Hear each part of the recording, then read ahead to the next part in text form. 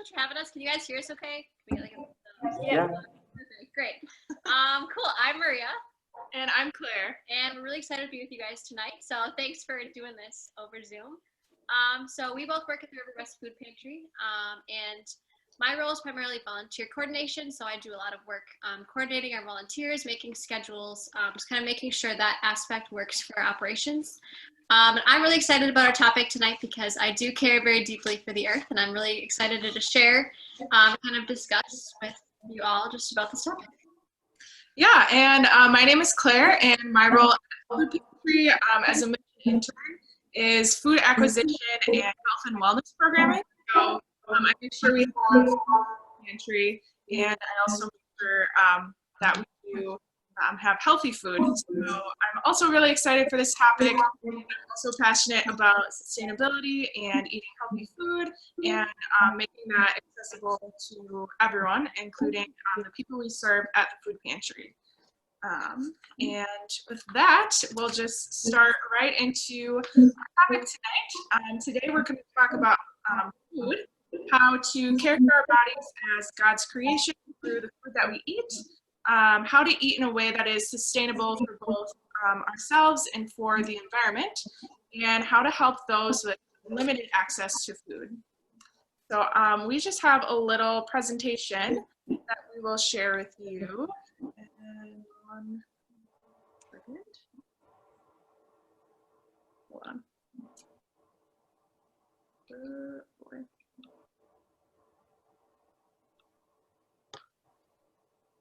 Great. Can everyone see that? I guess we can't see you.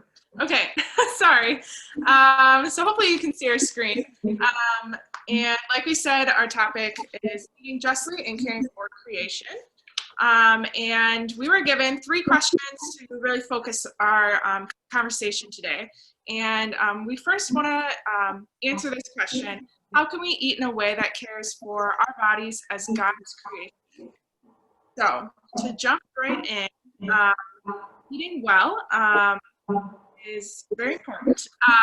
So Scripture tells us that we are dignified beings created in God's image. And this is directly from Genesis 1:27. God created mankind in his image.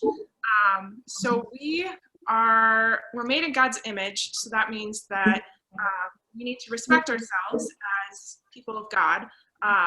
We aren't supposed to not take care of our bodies. Our bodies are important, and they help us live out our calling as God's chosen creation. So this includes taking care of all aspects of our being. So this not only includes that we eat, but it also includes making sure we exercise, making sure we rest enough, making sure we take care of our mental health and our spiritual well-being. So health and wellness is very broad, but specifically we're talking about food today. So I'll give you some tips on eating well, specifically with food. So of course, a significant part of our health comes from our diets and the way that we eat. And I am not a dietitian, so I cannot give you specific diet advice, but in general, eating well means a wide variety of foods, specifically fruits and vegetables, and whole grains, things like that. I think we've all kind of heard from health class what it is. But what's really important is that food is not only just meeting our needs. Food is so much more than just making sure we eat fruits and vegetables, although that is very important. Food is also social, it's cultural, it's spiritual. Something that we say at the food pantry a lot is that food is the entry point to community. So we are a food pantry, we give away food to those who need it, but that is just the entry point towards building deeper relationships with people, getting to know people on a deeper level, just that first step that meeting each other. So that's why we say food is social. It also brings people together. We used to have pre-COVID community meals where we would invite community to our home or and get together and just share a meal together. It's a great time to build the love and also a time to share culture. That's why we say food is cultural as well. there's so many different cultures in the world, and each have their own types of food that they make, and that is a great way to tell a story in the country and to get to know each other really well. And of course, food is spiritual. So this is something that we may not really think about a whole lot, but as Catholics, we believe that the Eucharist is the ultimate spiritual nourishment. So yeah, food is also spiritual, and so much more than that.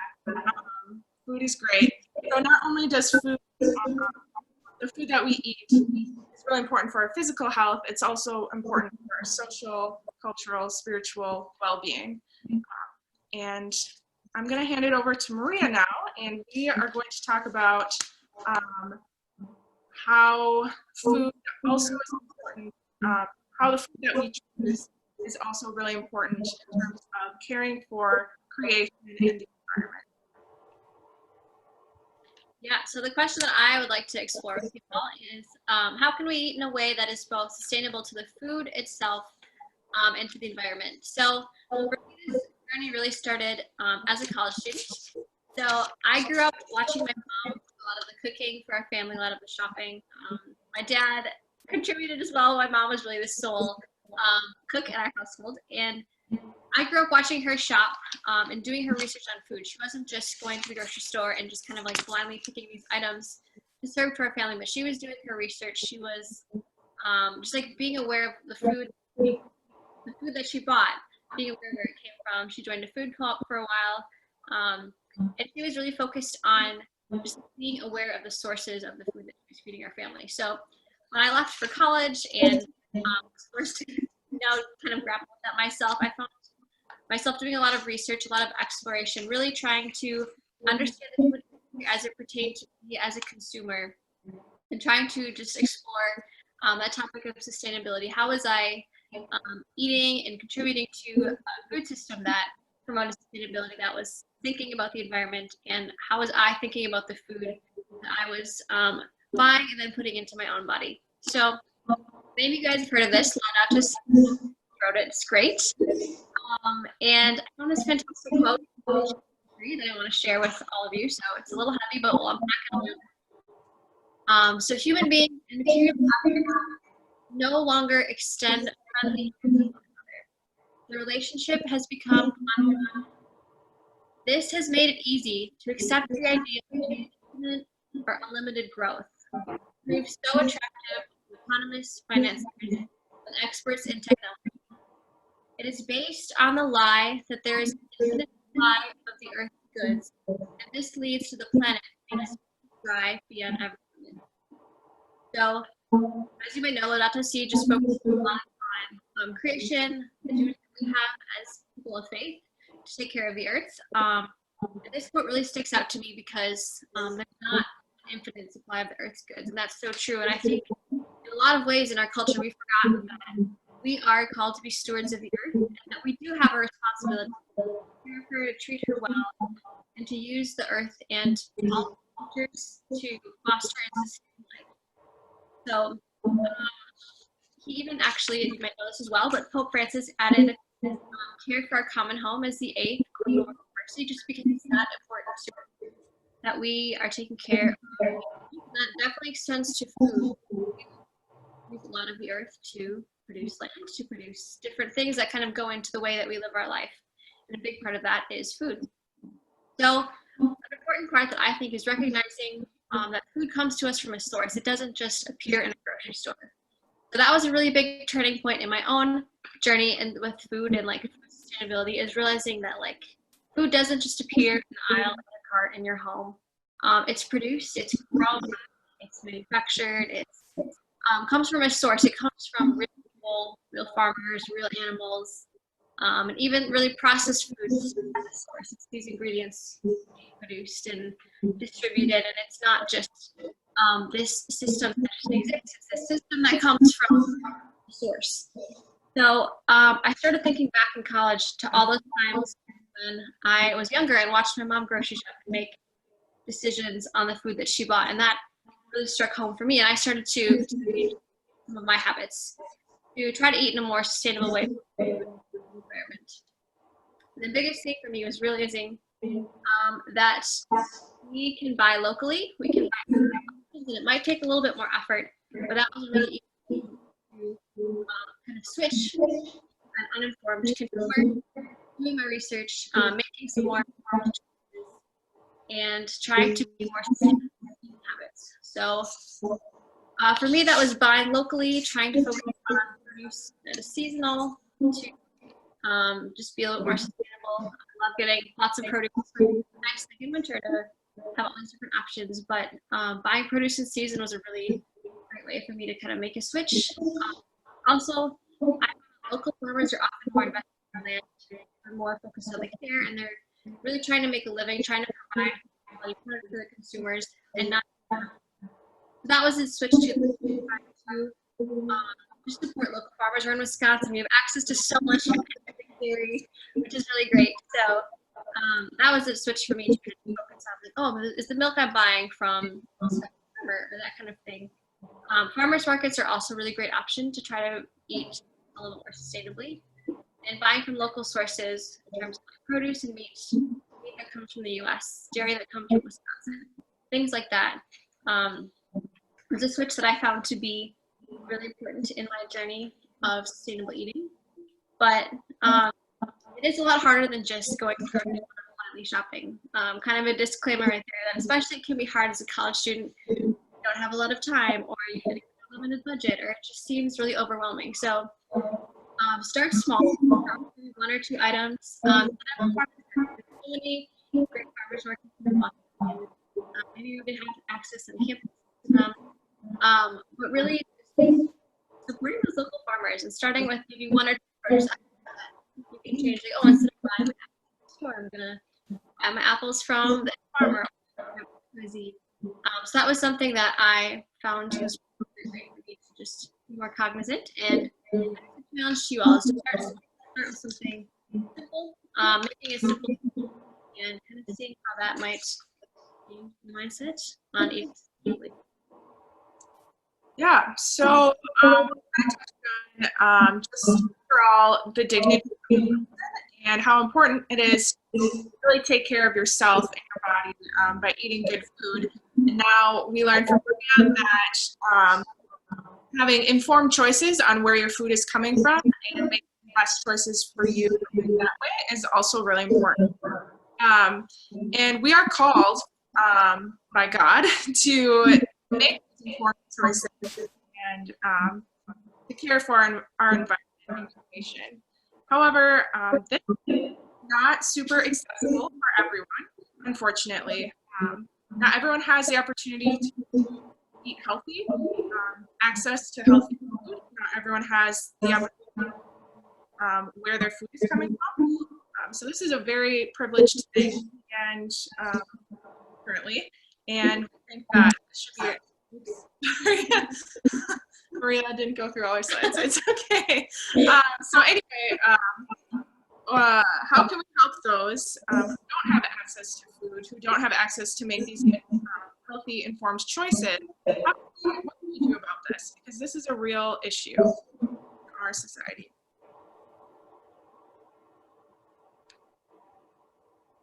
Yeah. So pantry, this is something that we run into a lot. Just the fact that everyone should have access to healthy, sustainable food, but the reality is that not everyone does. At the Riverwest Food Pantry, we're over 270,000 pounds of food to around 13,000 people every year. So we're seeing a lot of people, and there's so many different reasons for someone struggling with food insecurity, with someone like the pantry. Something that we found in our area too is we're in the middle of a food desert.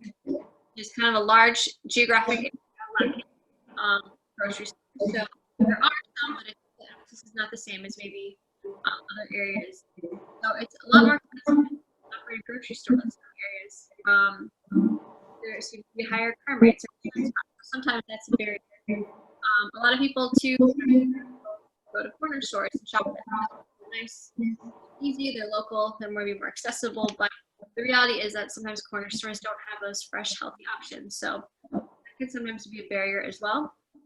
And if you're struggling with food and you're on a limited budget, cheaper food, often less healthier, that might be more expensive. at least in the United States. So we found that issue that tends to be a barrier. Cost is probably the most often the barrier to people being able to make decisions and really focus on having healthy food. So pantry, that's one of our main goals, is to provide access to food, to give people the option to make their choice, to have that access. One of the ways we do that is we have an urban farm on Road in Glendale. We have lots of beautiful produce, and that's one of the ways we provide that local, fresh, really beautiful for our community. Yeah, and going along with that, our urban farm has been great. And we are doing some other initiatives in the pantry, maybe not necessarily now during COVID. The urban farm is definitely right now, but something we do at the pantry is encourage healthy eating and provide education and skills to people. We have weekly cooking demos. Local chefs come in and show people how to cook food and cook healthy food in a way that people enjoy. We have this thing called the zone for our non-perishable food. These are items labeled on our shelves that have results and sugar content, and then community meals where we invite the community in. We really, like I said before, food is important for building those relationships and building community, and that's oftentimes what people need more even than food. It's just connection with people. So that's another initiative that we have at the Food Pantry. So you might be wondering what you can do to help those who have limited access to food. So definitely you can always pray. Prayer is very powerful. And in a world where sometimes you may not think your actions there's definitely an action that you can do. And another important thing that you can do is just educate yourself, like Maria was saying before, making those informed choices. In order to do that, you need to educate yourself. So doing research for yourself to make those choices is really important. And volunteering. Would you like to talk about volunteering, Maria? Sure. There are so many ways you can volunteer to just support community, support healthy access to food. We're a little biased here. We think the Riverwest Food Pantry is a great place to volunteer, but there's so many other places and so many other food organizations in the city of Milwaukee as well that are really doing incredible work and trying to do for their community and provide great food access and trying to provide for the earth as well. So yeah, that's a great action step actually, is to volunteer and to do research and just make those changes that can make a huge difference. Yeah, and then just in general, taking those actions based on the education that you've learned. Food. And of course, we're a little biased, like we said before, but if you're really passionate about serving and food insecurity, a year of service, our mission internship program is a really awesome way to think of yourself for a whole year. Really submerge yourself in issues of food insecurity and live in community, pray together. That is what we're all about here as interns.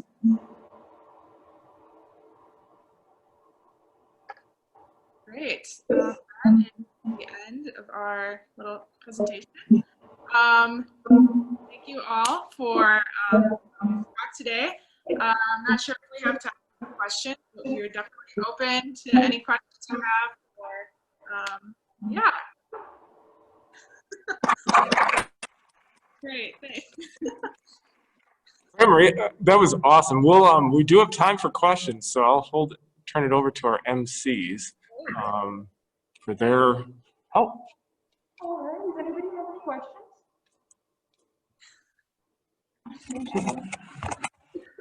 Hello.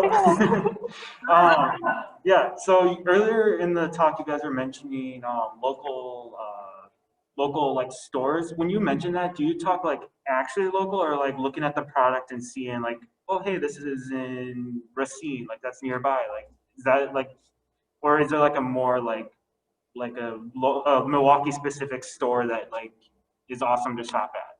Yeah, that's a great question. So right now, I would say the best like Milwaukee specific place to shop for food would be a farmer's market. And that, of course, that's seasonal. There are like winter markets, but with COVID, I don't know what's going to happen. But most markets tend to run through the end of October, so you still have time. So that's definitely a really great place, spring, summer, fall, to really shop for some great produce, even like eggs, dairy, meat, that kind of stuff that's coming to you like directly from a source. But I think like places that are similar would be like a co-op, like Outpost is a really great place to go. They tend to carry a lot of like local, more like Milwaukee specific things. But in general, if you're going to like a Pick and Save or a Target, just like being able to like look at the product and be like, oh, this comes to me from, or oh, this comes to me from Wisconsin, different things like that. Or even like this is something from the U.S. shipped in from like Chile or something like that. So I don't know if that answers your question, but Yeah, that's big. Any other questions?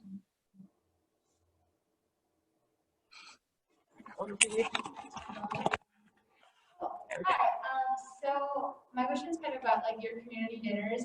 Mainly like, are you still doing them with everything that's going on, and how have you like adapted to what's going on in the world? Yeah, that's a great question. So we are not currently doing community meals right now during COVID, unfortunately. It's just a little too difficult for us to figure that out right now. So no, unfortunately. As far as how we're adapting to things in general at the food pantry, we, since March, have had to change basically all of our operations to doing a pre-bagged service. So before COVID, we had people shop inside and they could choose what food they wanted, which is really great to have shopper choice. Unfortunately, right now, we, to protect everyone's safety and health, we are pre-bagging up food and giving them to our shoppers outside. But we did, in the middle of the summer, bring back a little bit of shopper choice with our produce department. So we decided to set up a table outside and have all of our produce options out. So our shoppers, whether they're walking or they're driving, they have a choice in what kind of produce they want. Because we were seeing, well, we were getting a lot of different kinds of produce from our farm, and we just didn't want it to go to waste. We wanted people to actually get what they wanted. Because it's easier to have produce go to waste versus a non-perishable food item. So yeah, that's kind of how we're adapting. And we are planning on continuing these operations through the winter, kind of indefinitely at this point. We're not really sure when things are gonna go back to normal, if there's ever a normal like there was before. So it's challenging for sure, but and the whole like having community is a little bit more difficult because we're trying to socially distance from each other, but we have had some really like positive experiences, especially at our new like produce stand, where we can just engage with our shoppers a little bit more than just handing them a bag of produce like we were earlier. So yeah, that's a great question. Thanks for asking. Overall, we're doing pretty good, I would say. And we're seeing a lot more people come to our pantry now since we started in March doing this. So that's been a good thing, and also kind of not a good thing. Good thing to see people, but also not a good thing because that means there's a higher need. So.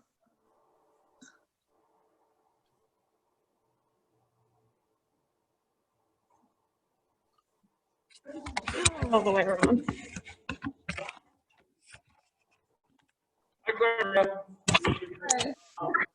Got him, There we go. barely. Well, good. So I just wanted to ask, like, what specific volunteer opportunities are available now? I'm so glad you're Okay. Yeah, so actually, I'm gonna kind of do a shameless plug here for that, because we would love for any and all of you to volunteer with us if that is of interest to you.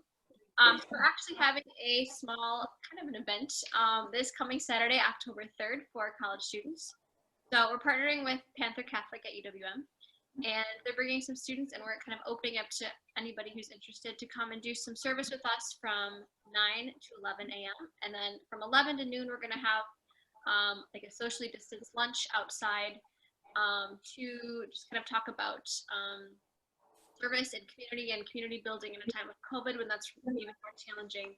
We kind of just have that like reflection. So if you're interested, send us an email, volunteer@riverwestfoodpantry.org. But in general, we're taking volunteers for all of our Saturday, Tuesday, and Friday operations. So Tuesdays, anywhere from 2:30 to 6. We've got a couple different time slots. On Friday mornings, we have operations from 8:30 to 11. And then a typical Saturday morning is 7:15 to 11 a.m. So kind of a broad range in there. So you can check out our website for more information. And that kind of gives you some places to just like see that information visually and then send us an email as well. We'd love to get you connected, kind of plug you in. So we definitely have volunteer needs. We'd love to have more volunteers, and you're always welcome at the pantry. Thank you. I actually have another question. Great. Do you guys have a favorite recipe that you guys are able to make from like your just your general items that you like to have just like on a regular basis? That's a great question. That is a great question. Yeah, to answer that. I feel like I can answer that. So yeah, as interns at the food pantry, we actually work at the food pantry because we are not really getting paid a whole lot. We're giving for service this year. So yeah, we've definitely had to be like in some of the things we buy, or sorry, not buy, from pantry. My favorites, I'm not really sure. I guess I really like what we made this week. Okay, so we had a cooking demo at the pantry last year, like this Moroccan stew, like butternut squash, and students from UWM actually did it, and it was just like really delicious. And I made it for lunch this week, and I was like, all our pantry students did this.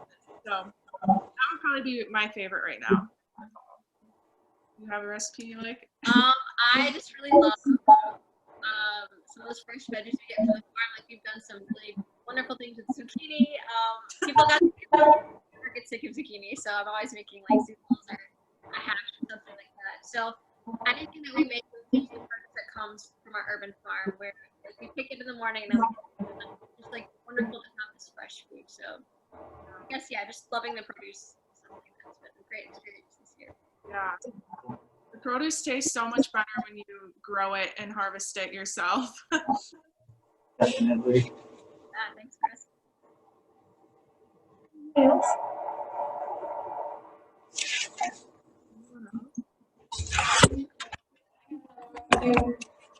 Where do you get most of your donations from? That's another great question. So COVID, we were accepting donations from 4 local parishes, and we would have items that we would announce in the bulletin, and the parishioners would donate like hundreds of pounds of food each week of that item, and it was really amazing. But we have stopped our in-person donations right now. So that was one area.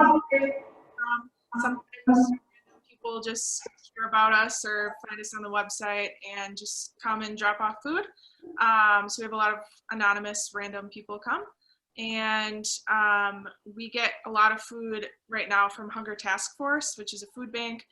So we do a lot of ordering of that food each month. So it's a lot of staple items like pasta and cereal and green beans and things like that. We also get food from Feeding America, if you've heard of that organization.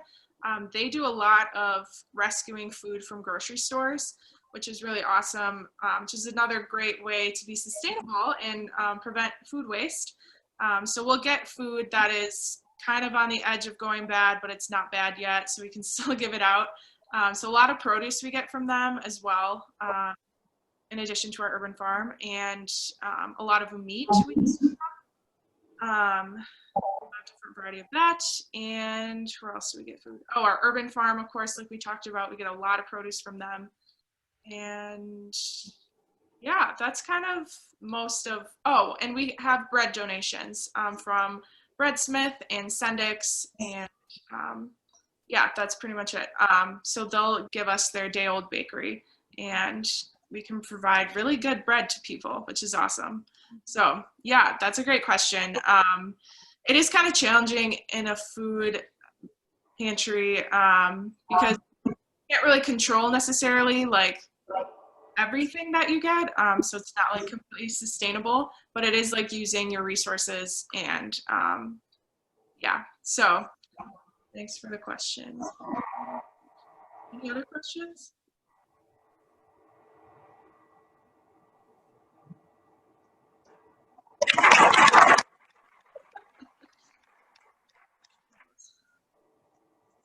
Thanks, Maria and Claire, for joining us tonight. Yeah, thanks for having Thank you us. so This much. was a lot of fun, and good luck the next couple of months as you continue your internship and all the great work you're doing at Riverwest. So thank you. Yeah, good luck with the rest of your semester. Great. Peace, everybody wave. Woo! All right. See y'all. Bye.